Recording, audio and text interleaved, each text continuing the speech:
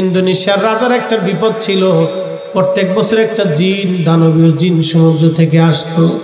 আসার পরে ওই রাজাকে প্রত্যেক বছর সমুদ্রের পরে একটা কুমারী নারী রেখে আসতে হতো।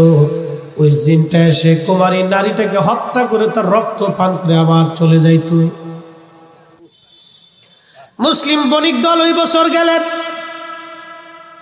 আল্লাহর কোরআন কালেমার আওয়াজ ইন্দোনেশিয়ায় পৌঁছাই যাবে, সিদ্ধান্ত আসমানে হয়ে গেছে। কিভাবে পৌঁছাবে আমার আল্লাহ দেখেন, খুব মনোযোগ দেন।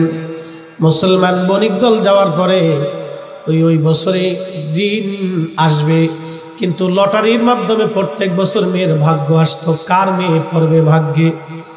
ওই বছর লটারি টান দেওয়ার পরে ভাগ্য আসলো রাজার মেয়ের, কুমারী কন্যা শাহজাদির নাম আসার পরে সারা দেশের মানুষ কান্নাকাটি শুরু করলো, আমাদের শাহজাদি মারা যাবে,